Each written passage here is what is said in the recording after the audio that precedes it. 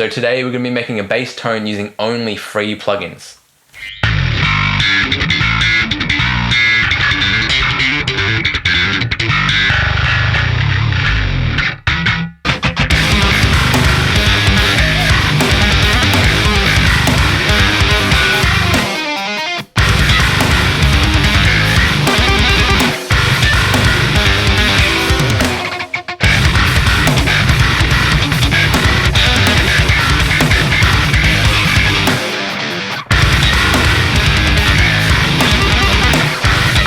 Today we're going to try and make a free tone using free plugins that you can find on the internet in 2025. We're going to try and achieve that nasty, dirty, modern bass tone using just this free stuff, using all of the techniques that are applicable to modern bass tone. So I've got a song here. It is a song that me and my friend Sebastian wrote called -4, and this is what the song sounds like with the free tone.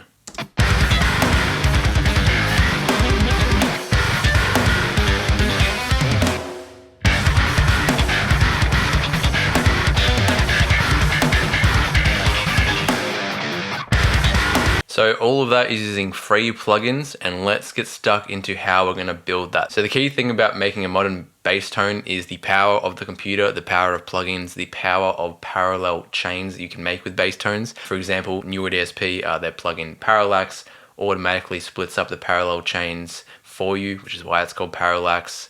We love to do this with bass tone. We can do this with so many different applications like parallel distortion, parallel compression. Very common mix technique, and very effective on bass if you're trying to push every little bit out of it. So let's split up these parallel chains here. So we've got the DI track here.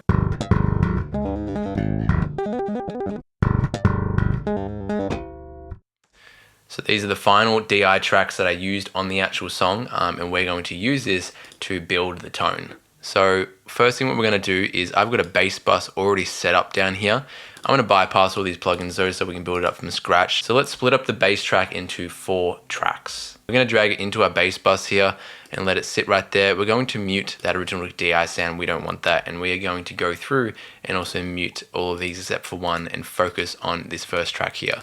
This is what we're going to be calling our sub bass track. It currently sounds just like a DI. But amongst any bass tone, the most important aspect, in my opinion, is the sub bass. We're going to isolate that with an EQ. We're just using the stock Pro Tools EQ here. We're going to lower our low pass filter down to 300 Hertz. You can use any EQ plugin. I'm just using the free Pro Tools one. And we're also going to high pass at about 35 Hertz. I just like to clean up the super low stuff because in my mixes, the kick drum kind of usually goes a bit quick and there's pretty technical parts, and those super sub frequencies, they just get all messy if the bass is also contributing to that area of frequencies. So I cut that out. Right now it sounds like this. So what we're going to do now is we need to compress this signal. There's a lot of dynamic in the bass part, as you can see here. All this tapping going on all over the place. What we want to do with this sub bass is really pin the crap out of it. And this is also actually going to allow the rest of the bass sounds to be less compressed, because this one will be holding the fort down low and everything on top actually has a lot more room to be a little bit more dynamic in general, rather than the concept of us pinning the whole thing right down and losing all dynamics. So what we're going to load up here is this free plugin called Amp Locker. I'll have a link down in the description for this. We're actually going to use just the compressor from this one. So this actually has a really cool sound just out the bat. Really crazy distorted. This is just the default setting here. But what we're going to do is we're going to turn back on our low pass filter there. We are also going to turn off all of the chains. And it's funny, I actually found this plugin through trying to find some free amps, but it has some really good compressors in here, which is all we're going to use at this stage for this sub DI. Maybe you'd think you want to run the sub DI through a bass amp or a bass cab. That's totally cool. I typically like to have it as just DI, just to keep it clean, just to keep it simple, because in the end result for me personally, I round it out with a lot of compression and it just stays pinned no matter what, and I can control the amount of low end with the EQ. So let's run the compressors that come free with Amp Locker in this part of the chain. So we're going to load up the red compressor and we're going to see what it sounds like.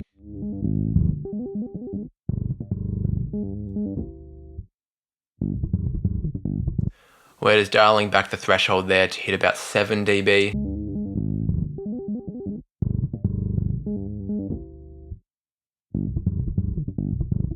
You can see that it's really only getting massively triggered in the moments of those low notes. That is pretty much expected because we're going from like, I think it's jumping like 2 or 3 octaves up. It's probably only going to grab those low notes most of the time. But this is a very standard compression that I would do across any bass track. About 7 dB is great, but because it's a sub track, and just keep this all free, let's also add the black compressor.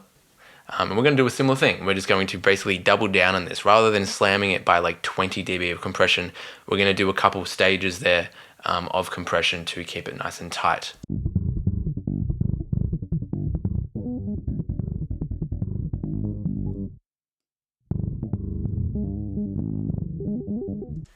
That sounds pretty decent for now. It's very, very pinned. Maybe you could say it distorts just a little bit. We'll even that out as we go. But for now, this is a nice pinned low end sound that will work for us, what we're doing right now. The next track we're going to have is BOD. This is a free plugin by TSC Audio. You've probably seen this around for quite a few years if you've looked up how to get a good free bass sound. It's a model of a SansAmp bass preamp, the classic sound. It's a really, really good model. It works great. And I'll show you how we can use this in the context of this kind of vibe. So let's listen to what this sounds like out of the box.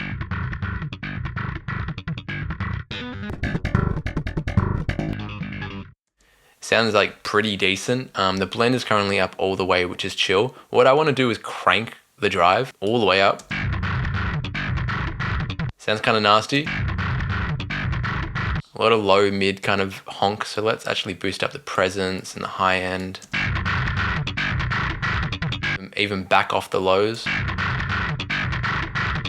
And what we're also going to do is back off the blend, because what I love to do with these kind of pedals, whether it's a Darkglass B7K or a SansAmp kind of model, I love to crank the drive quite a bit. In this case, I'm going to crank it all the way, but crank it quite a bit and then turn the blend down. So you're getting a lot of distortion filling out the space, but then you're also getting a good amount of DI sound back into the sound, a clean bass sound.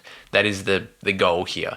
So you could essentially say within this one plugin, there is 2 parallel chains, the distortion track and then the clean track within this blend knob here. So this is what's so cool about these kind of pedals.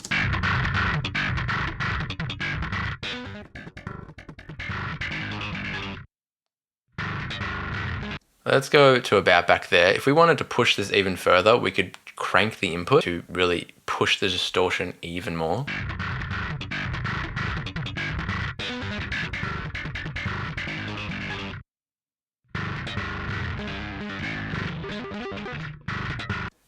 To be honest, I'm kind of into that. So let us go and solo that with the sub bass.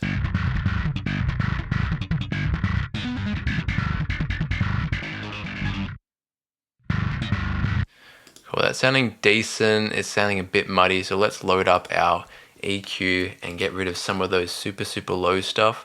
I don't want to get rid of all the lows. I actually kind of don't mind that there's some crossover there, because in the end results, you just have to make sure everything's decently compressed for it to work. Let's go about 60. Let's get rid of a little bit of that honk there, and let's also add some more top end.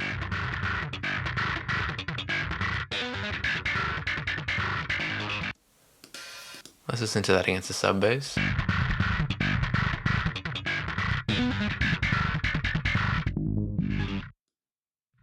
I'm actually going to go back to our sub bass and back off that compression.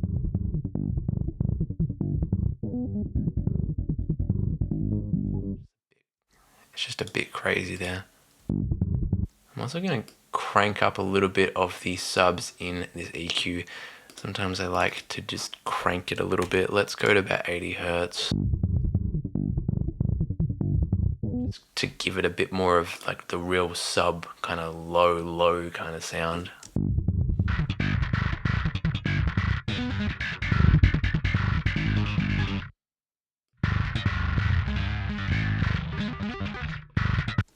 And just dialing back a little bit of the low mids there.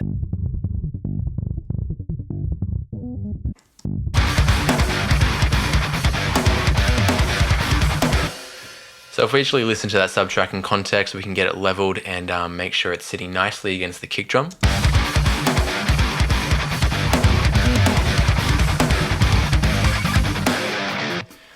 sounding pretty decent there. Let's do the same thing with the BOD plugin.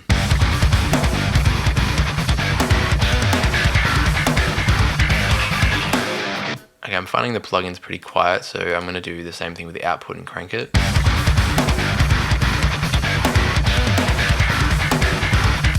Cool, that's more in the ballpark. Now we can kind of keep the volume there at 0 on the track.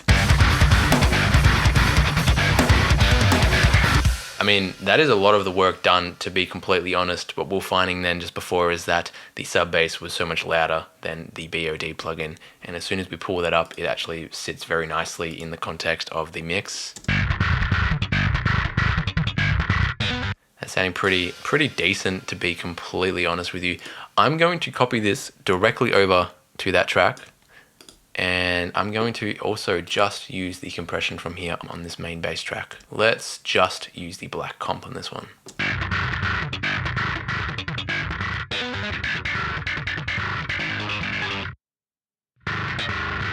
Pretty subtle. I love to do compression on bass in a subtle way, getting anywhere from 3 to 7 dB, depending on what aspect of the bass you're actually compressing. It just makes it sound a little bit more aggressive. We're not trying to get all the aggression from the compression or the distortion.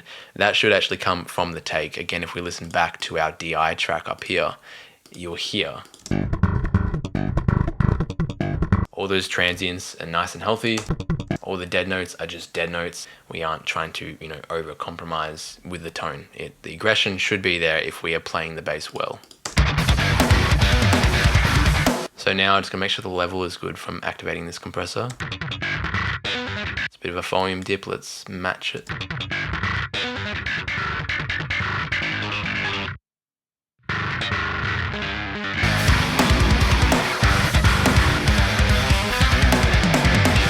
Nice, I actually just wanna get a little bit more out of this. I tend to do a couple of EQ stages for my main bass tone to get it nice and even. So I'm actually going to another EQ on that BOD track, and I'm just gonna dial it a little bit more. And as we're dialing EQ, the most important thing to remember about it is just volume for frequencies. So you could say, oh man, the whole thing needs to sound louder, but perhaps it just needs to sound louder in a specific aspect of the frequency.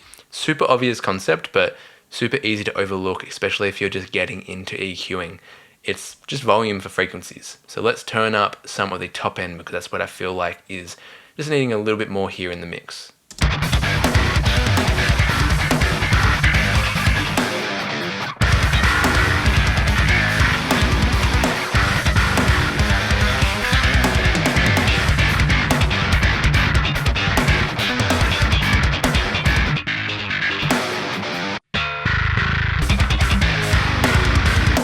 So what I'm trying to listen for there is, in the context of the mix, how it's sitting against those guitars, how it's sitting against those drums. Let myself nestle in there without overbearing everything in the song. We want our bass tone to be huge, but we do not want it to ruin everything. That's sounding decent. It's just more of the same here. You could say I could crank this more on those aspects, but I love to have a separate EQ stage so I can turn this on and off and really be accurate if that's actually helping the mix or if it's just not helping anything. It's kind of like this is, if I turn this plugin on and off, it's like, here's a little button that I'm pushing for high end. It's just my own workflow. It helps me be accountable and not just, turn this up and down and just, get lost in the EQ-ness of it all. Cool, so this sounds pretty decent. That's great. Let's load up another chain. So this sounds pretty good, but I want to get a bit more metallicness out of it, a bit more mid-range. So let's make a mid-range track. Again, it's just another chain of our DI. But now let's use a different plugin. Another free plugin is Amplitude 4. It comes with a few bass presets and a few guitar presets in here that you can use. Not all of the presets are free and not all of the amps are free, but it's a really, really cool, powerful plugin. All right, so I found this plugin, Mega Gain. That's pretty nasty. We're clipping all over the place. Let me turn down that master. That's pretty nasty, but it's a cool preset to start with. So let's go to our cab, and what we're gonna have to do is make it nice and tight. It's currently very roomy. Let's go to the booth. Put them together, make them tighter. It sounds like there is a slapback going on somewhere. Spring reverb is on. Let's turn that off. Awesome, nice and tight. So there's a lot of top end going on here. Let's grab an EQ and let's start sorting out that top end. So we don't want any low end, we don't want any top end. That's pretty decent.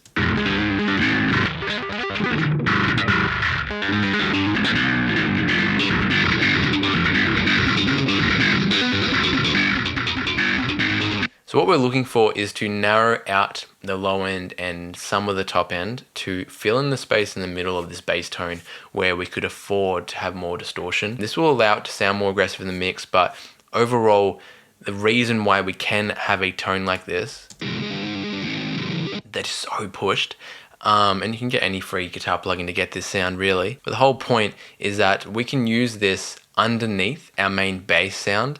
Again, we blended the DI back into this sound.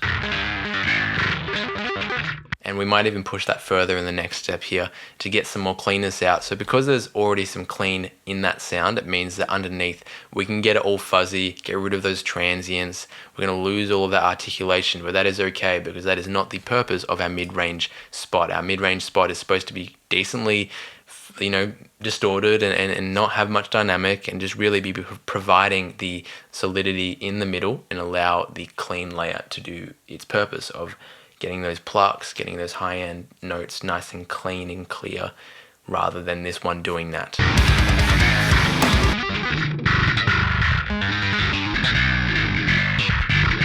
It is decently subtle, you could say. The main thing we've got to do is make sure that the noise gate is cutting everything off nicely.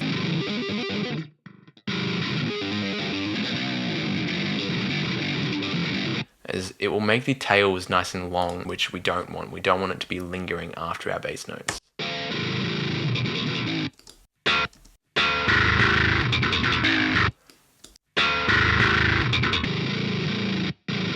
Yeah, seems pretty decent there. We can also play around with the phase with this one. The Amplitude 4 has, if we go to the cab block, you can actually move around the phase by time. So currently it's just set to nothing there. And that purpose is to blend it back within the DI within this plugin. But we can do that against these plugins. So let's listen to the tone and we're going to move around the phase.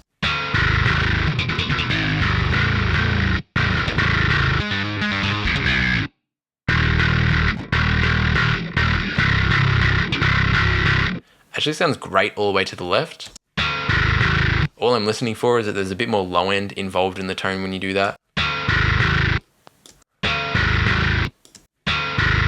Seems to be tucking nicely underneath everything. That will just have a relationship between these two other plugins, and these two other plugins will also have a relationship to each other.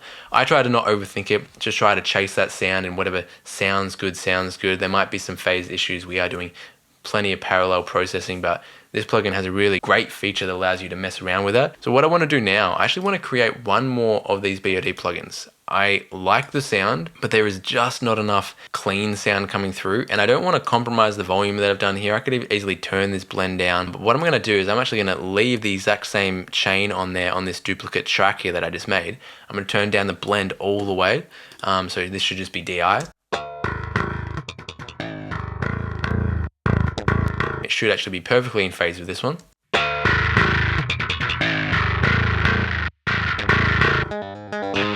This should allow us to tuck in and have our DI on a fader there in the bass tone to get a little bit more clarity over everything. So let's have a little listen and turn that down and then turn it up. What I'm noticing is those low notes are providing a lot more low mids. I'm just going to go here and clean that up.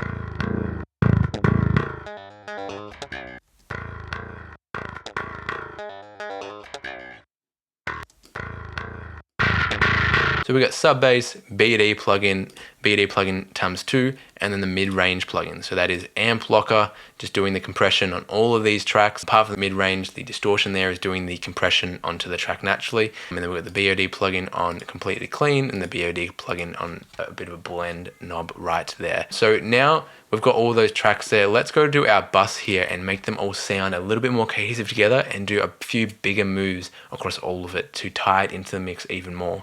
So another good free plugin. It is a tried and true plugin that I've had for a very long time, as I'm sure many of you have. If you have not heard of it, it is the soft tube saturation knob. It's super subtle. I'll turn it on and show you how it sounds. It's a pretty subtle amount of volume addition, and I'll just turn it up to show you what it actually sounds like. It's pretty nasty, like it's just clipping, but I love having this here. What it's going to do is going to grab those really big peaked transients on our tone right now, especially with all these parallel tones that we've added up together, and it's going to hug them on top with some saturation. Let's add some EQ.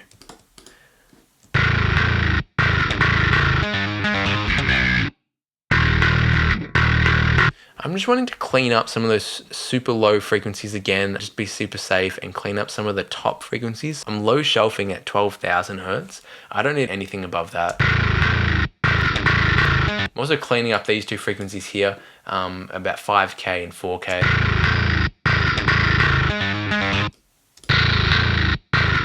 Just an accumulation of really harsh frequencies, pretty subtle, but refining the tone further. You know what, I also want to get rid of some of that low mid again.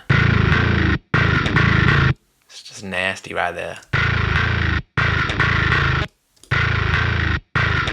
And I'm very keen to turn on this compression, so let's even do that now because I can just hear some notes jumping out overall and I really want to tighten that up. So amp blocker again, everything is deactivated, this is not even in use, sounds great. Totally can use that. So we're just using two compressors here. This one is actually completely off. I tried it out and I just didn't like how it sounded. So using the red and the black again, we're just compressing the whole thing as one, two lots of stages of compression because it's quite easy to do that. We're not killing it. We're just trying to hug the whole tone, tie it in together.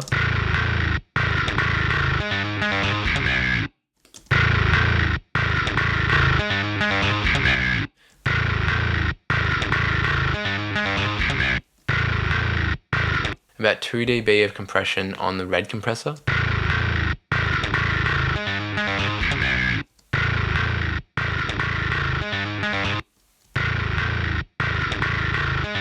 And let's get about 5 dB of compression there on the black compressor. It's just making a few things jump out a little bit less and also making it sound like we're playing just a little bit harder with those transients. Most of that is coming from the black compressor here. I believe it's based on an 1176, which I love, and it's sounding pretty decent. Let's hear it in context.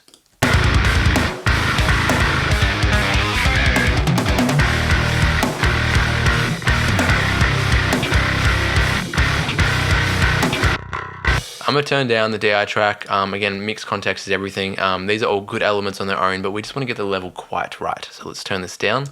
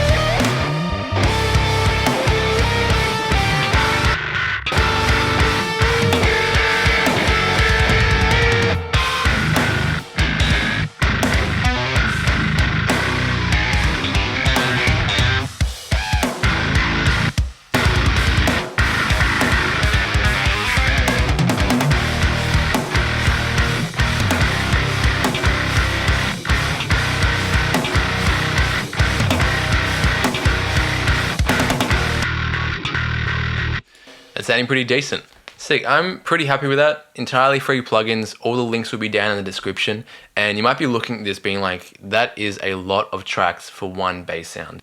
This might look overwhelming to record to, and you're like, what do I have to record 4 tracks at once? What I would recommend is I would recommend dedicating a track called the bass keep track. So let's call it this one right here. Having a bass keep track means you can just record onto one track at a time, not have to mess around with editing 4 tracks at once or getting things mixed up.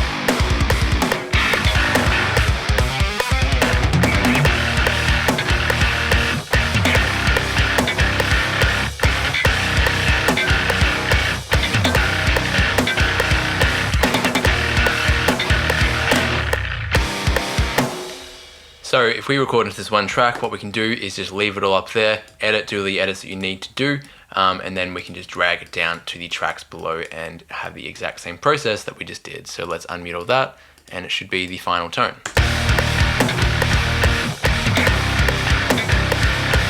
So again, I'll have a link to all the free plugins down below. Definitely go check them out. They're good just to have and see if you can create a tone using this parallel chain kind of vibe and get your bass sounding quite articulate and, you know, nestling nicely in your mix. How are you guys?